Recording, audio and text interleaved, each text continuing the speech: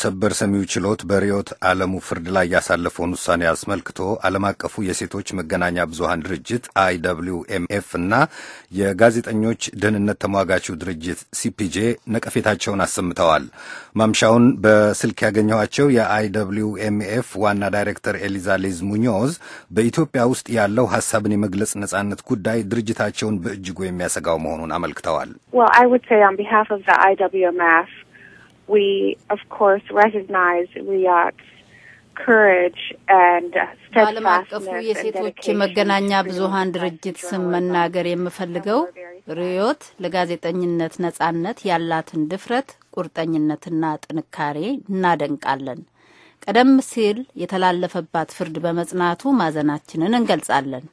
ምክንያቱም ይህ ለርሷ ህይወት ብቻ ሳይሆን አሳዛኝ የሚሆነው ኢትዮጵያ ውስጥ ሐሳብን በነጻነት ለመግለጽ ነጻነት አሳዛኝ ቀን በመሆኑም ጭምር ነው። እንዲሁም በተመሳሳይ ሁኔታ በእስር ላይ ለሚገኙ ሌሎች ጋዜጠኞችም የሚሰማንን መቆርቆር እንገልጻለን። ሚስ ሙኞዝ አክለውም የሪዮት ዓለሙ ጉዳይ የተሻለ መፍትሄ እንዲያገኝ ዓለም አቀፍ ጥረታቸውን እንደሚቀጥሉ ተናግረዋል። በሌላ በኩልም ዓለም አቀፉ የጋዜጠኞች ደህንነት ተሟጋች ድርጅት CPJ በፍርዱ ላይ ተቃውሞንና ውግዘቱን አሰምቷል። We reject and condemn this decision. It's regrettable. It's a sad day. It's a sad day for the rule of law. ውሳኔውን አንቀበልም፣ እናወግዘዋለን፣ እንቃወማለን። ያሳዝናል።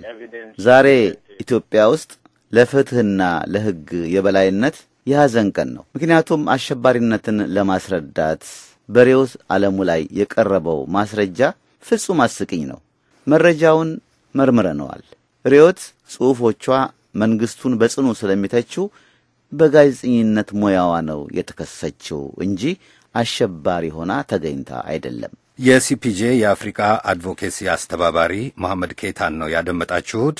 ዛሬ በኢትዮጵያ ፍትህ ሲጨናገፍ አይተናል ብሏል። አክሎ በኢትዮጵያ ፕሬስ ነጻነት ላይ ብርቱ ስጋት ያለው CPJ ዓለም አቀፍ ጥረቱን እንደሚቀጥልም አስታውቋል።